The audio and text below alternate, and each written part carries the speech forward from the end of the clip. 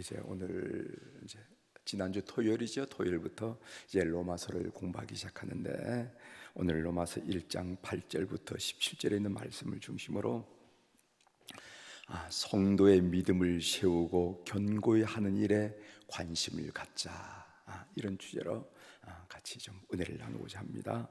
성도의 믿음을 세우고 견고히 하는 일에 관심을 갖자. 먼저 토요일 날에 우리가 여러분들이 로마서를 시작했지만 로마서에 대해서 전반적인 내용을 오늘 여러분들에게 다시 한번 말씀을 드리면서 로마서를 공부하는 이해를 돕도록 하겠습니다. 이 로마서의 저자는 여러분이 알다시피 바울 사도죠. 바울 사도. 우리가 조금 이따 설명하겠지만 이 로마서는 비교적 바울 사도의 말년에 저술한 편지이기 때문에 그의 신학이 상당히 익었을 때 쓴 책이기 때문에 로마서를 신약 성경의 조직 신학이라 이렇게 일컬어지면서 로마서를 공부하면은 구원의 도를 깊이 이해하는데 도움이 된다 하는 얘기를 많이 합니다. 로마서의 저자는 바울 사도이고 로마서의 독자는 로마 교회죠.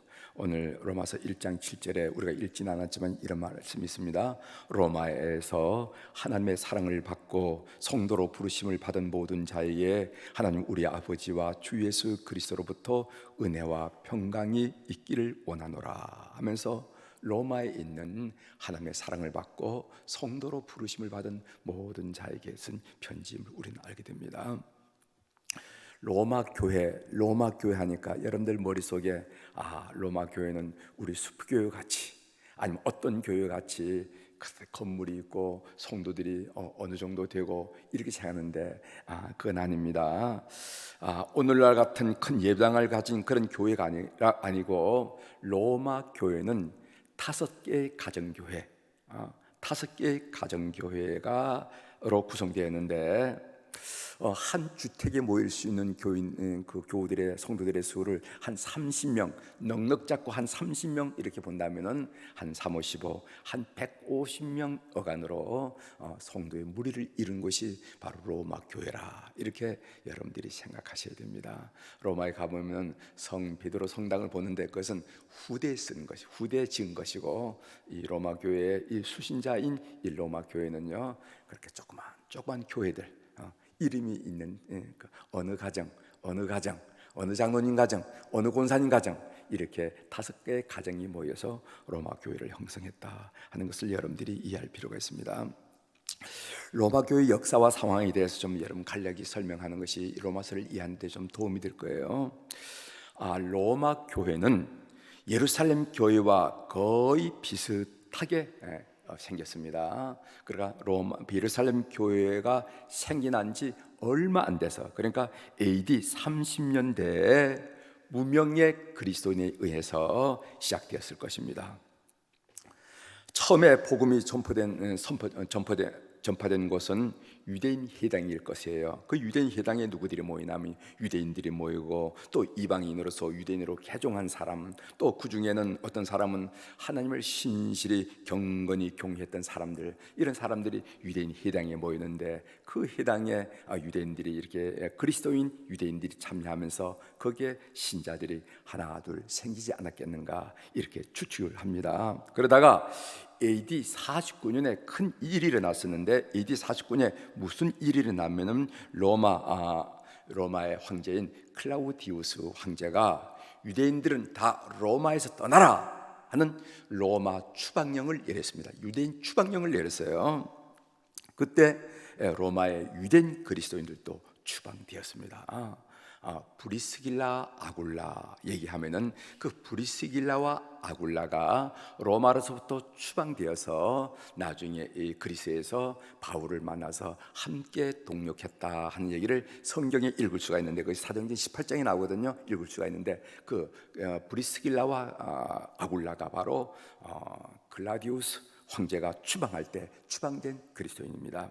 제가 오늘 얘기할 때 여러분들 유대인이면서도 그리스도인이세요. 이것을 유대인 그리스도인이라 하고 또 유대인 아닌 이방인 터키 사람이라든가 아니면 로마 사람이라든가 이런 사람을 이방인 그리스도인 이렇게 얘기합니다. 그러니까 유대인도 유대인을 믿는 사람이 있고, 유대교를 믿는 사람이 있고, 유대인도 그리스도인이 있다 이 말이죠. 그래 베드로, 바울 이런 사람은 유대인 그리스도인이죠. 그래서 이방인 그리스도. 그러니까 로마 교회가 어떤 형태를 만들었냐면 유대인 그리스도인들도 있었고 이방인 그리스도인들이 함께 어울렸어요. 함께 어울려서 로마 교회를 만들었습니다.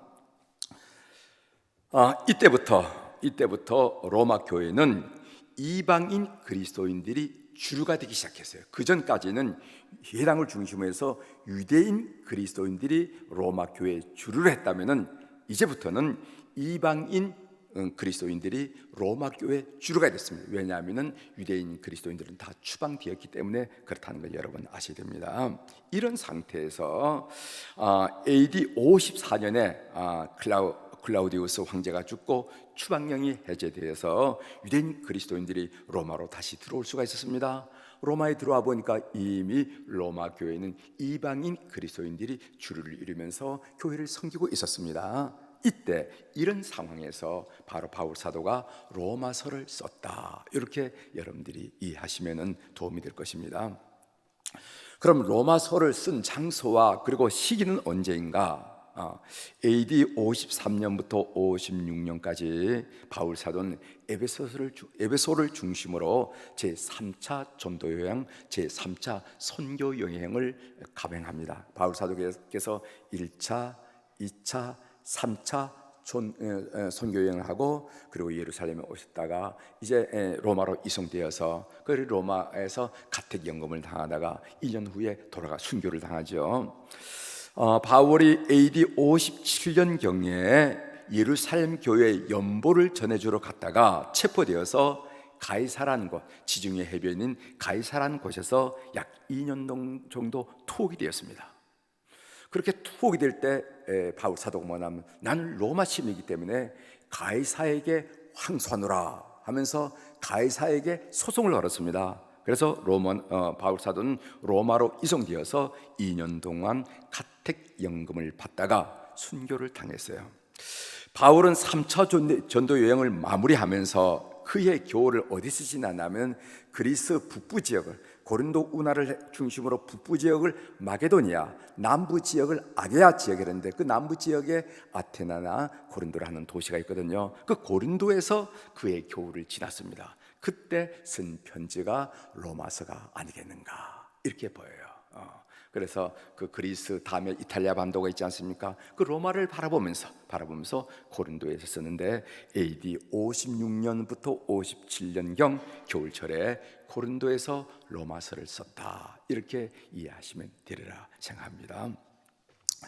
저술한 목적이 뭐냐? 저술한 목적은 바울은 이제까지 로마 제국의 동반부죠. 그러니까 갈라디아 지역, 소아시아, 그러니까 지금의 터키 지역입니다. 그리고 마게도니아, 아기레아, 지금 그리스 지역입니다. 그래서 로마 제국의 동반부를 거의 다 이 바울 사도가 복음을 전했어요. 복음을. 여러분 소아시아 아시죠? 여러분 소아시아 7교회 아시죠? 갈라디아 지금 앙카라입니다. 그 갈라디아 지역 여러분 아시죠? 그 갈라디아 지역에 있는 교회들에게 보낸 편지가 갈라디아서가 아니겠어요? 그 갈라디아, 그 다음에 그 소아시아, 그리고 또 그리스로 넘어가지고 위에 마게도니아 지역, 아래 아기아 지역까지 다 복음을 전했어요. 바울 마음속에 내가 죽기 전에 꼭 서바나, 에스파냐 지역, 소위 로마 제국의 서쪽 지역을 복음을 전했으면 좋겠다 하는 그런 열망을 가졌는데 오늘 이 편지를 쓴 목적이 뭐냐 하면은 바로 이 서바나 선교에 로마 교회가 동력을 했으면 좋겠다. 선교사가 혼자 선교할 수 없잖아요. 그래서 로마 교회가 동력을 했으면 좋겠다 하는 그런 의도를 가지고 편지를 썼습니다. 오늘 본문 로마서 1장 8절부터 17절 내용은 바울 사도께서 로마 방문 계획을 밝힌 내용인데 그 10절에 이런 말씀이 있습니다. 어떻게 하든지 이제 하나님의 뜻 안에서 너희에게로 나아갈 좋은 길 얻기를 구하노라. 그렇게 바울 사도의 마음속에 로마 교회를 방문해서 로마 교회를 중심으로 해서 그 서바나 에스파냐 지역, 소위 로마 제국의 서반부 지역을 복음을 전하고 싶은데 먼저 그 일을 하려면 로마 교회를 방문을 해야 되거든요. 그래 방문하기를 고대했다, 기다렸다 한 얘기를 하는 겁니다. 제가 오늘 본문을 읽으면서 묵상하면서 마음에 감동이 된 구절이 있어서 여러분들에게 소개하고 함께 나누려고 합니다. 우리 11절을 한번 보겠습니다. 11절 내가 같이 읽겠어요. 시작. 내가 너희 보기를 간절히 원하는 것은 어떤 신령한 은사를 너희에게 나누어 주어 너희를 견고하게 하려 함이니. 이 말씀이에요. 이 말씀이 저희 마음속에 많이 와닿았습니다. 바울이 로마 교회를 방문하고 싶어하는 열망이 무엇인가? 그것은 로마 교인을 통해서 영광을 얻고자 함이 아니라 로마 교인들을 견고히 믿음 안에서 세우고자 하는 목적이 있다 한 내용을 바울 사도가 당신의 입으로 밝히는 거예요. 바울이 로마 교회를 방문한 목적이 무엇인가? 그것은 로마 교인을 통해서 바울이 내가 사도인데 하면서 영광을 받으려는 목적이 아니고 로마 교인들 그 한 사람 한 사람을 견고히 믿음 안에서 세우고자 하는 그런 열망 때문에 너희들을 만나고 싶다 이렇게 지금 쓰시는 겁니다. 바울 사도를 통해서 목회자의 자세를 우리가 다시 한번 배우게 되는 것입니다. 여러분 잘 생각해 보십시오. 여러분 목자와 양이라 하는 비유 잘 아죠? 목자를 위해서 양들이 존재할까요? 아니면 양들을 위해서 목자가 존재할까요? 잘 생각해 보셔야 됩니다. 저 쓸만한 목자가 있구나. 야, 오늘 양을 한 100마리 좀 사와. 저 목자 좀 일시키게. 이런 건지, 아니면 양들이 있는데 전번에 일하더니 목자가 몸이 아파서 못하니까 목자를 하나 구하라. 어떤 것이 좀 논리적이고 설득력이 있어요? 후자지요. 목자를 위해 양들이 존재하는 것이 아니라 양들을 위해서 목자가 존재한다는 것입니다. 이 말은 목사를 위해서 교인들이 존재하는 것이 아니라 교인들을 위해서 목사가 존재한다는 자명한 원리를 우리가 깨닫게 됩니다. 오늘 한국 개신교의 문제점 중에 하나가 뭐냐면은 바로 이 주객이 전도된 현상이라는 것이에요. 이것이 바로 오늘 우리가 겪어야 할 또 아픔이 아니겠는가 이런 생각을 합니다. 여러분, 저 죄송한 얘기지만은 제가 서울연에 있을 때 얘기를 여러분들에게 좀 해드리면서 이게 얼마나 어려운 일인지를 제가 여러분들에게 다시 한번 말씀드리려고 합니다. 제가 섬겼던 교회의 전임자 그 전임자의 일이었어요. 전임자 그 전임자 일이었는데 교회가 어떤 일이 벌어졌냐면은 부목사가 교회의 그 젊은이들을 중심으로 끌고 나가서 개척교회를 했어요. 이미 뭐 아는 사람은 다 아는 그런 얘기입니다. 다 아는 얘기지만은 개척했어요. 그래서 이름을 지어 교회를 개척했는데 제가 그 후임으로 간 거 아니겠습니까? 가서 교회를 섬겼는데 어떤 현상이 벌어졌나 하면은요, 그거 나갈 때 아들은 저쪽 교회 가고 어머니는 이쪽 교회, 부모님은 여기 남아 있고 또 교인들도 그렇게 분열되기 전에 서로 정말 친하고 서로 성도의 교제를 나누던 이런데 이게 이렇게 갈라지니까 서로 원수가 되고 말았어. 원수가 돼요. 그래서 이분을 만나서 얘기하는 가운데 그쪽 교회 나간 분의 얘기를 하게 되면 괜히 긴장하고 말입니다. 괜히 분위기가 어색해지는 이런 것을 경험했어요. 이런 것. 그러면서 그것을 제가 이게 섬기면서 뭐 물론 그러기 때는 그런 상황이 있고 그런 사정이 있었겠지만은 이런 어려운 때면은 교회를 위해서 교인들을 합하는 측면으로 방향으로 결단하고 목사라가 임하는 것이지 교회를 분열시키면은 큰 상처가 세대를 이어서 나는구나 하는 것을 제가 깨달았어요. 그러면서 오늘 이 본문 말씀이 저한테 깊이 와닿았습니다. 내가 로마 교회를 방문하고 싶어하는 것은 나를 위한 것이 아니다. 너희들을 견고히 세우기 위함입니다 하는 거예요. 여러분, koptik교회, 이집트의 구교를 koptik교회라고 말하지 않습니까? koptik교회는요 주교로 임명이 되면은 그 주교는 어떤 고백을 하느냐 하면은요, 주교는 그 교구와 결혼했다 이렇게 고백해요. 그리고 주교는 교구 성도들을 자식처럼 생각하고 목회를 합니다. 자식이라 생각해요. 그리고 교구에 있는 그 모든 성도들은 그 목회자를 뭐라고 하나? Father라고 그래요. Father. 여러분 천주교에서는 Father라고 그러잖아요. koptik교회도 Father라고 그래요. 아버지라고 그래요. 왜? 목회자가 그 교인들을 자식처럼 생각해요. 야단치면 야단치고 잘못되면 잘못됐다고 조금 빗나가면 안 될 것 같아서 그렇게 교회를 섬기는 모습을 제가 봤습니다. 오늘 우리 한국교회의 어려운 현상 중에 하나가 바로 이 주객이 전도된 현상 때문이 아니겠는가, 이런 생각을 하면서 여러분들과 함께 나눕니다. 여러분, 이것은 목회자뿐만 아니라 온 교우들도 마찬가지예요. 온 교우들도 성도의 서로의 믿음을 세우고 견고히 하는데 여러분들의 관심을 기울이는 교우들이 되기를 주의 이름으로 부탁을 드립니다. 여러분, 마태복음 18장 6절에 이런 말씀이 있습니다. 주님의 말씀이지요. 누구든지 나를 믿는 이 작은 자 중 하나를 실족하게 하면 차라리 연자 맷돌이 그 목에 달려서 깊은 바다에 빠뜨려지는 것이 나으니라, 이렇게 말했어요. 얼마나 우리 주님께서 엄중히 말씀하신 말씀입니까?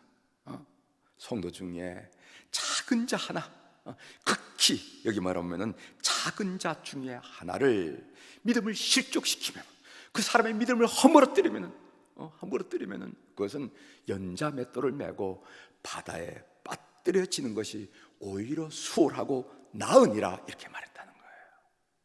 사랑하는 교회 여러분, 우리가 한평생 신앙생활 하는데, 신앙생활 할 때 옆에 있는 자를, 약한 자를 강하게 만들고 지친 자들을 자꾸만 소망을 주면서 세워나가고 믿음을 견고히 하는 일에 여러분들이 사역이 진행될 수 있도록 그렇게 해주시기를 주의 이름으로 부탁을 드립니다. 한 사람도, 아무리 작은 자도 믿음을 흐트리는 것은 그것은 안 된다 하는 것을 여러분들이 기억하시면서 오늘 또 묵상하는 여러분들이 되기를 주의 이름으로 축원합니다. 기도하시겠습니다.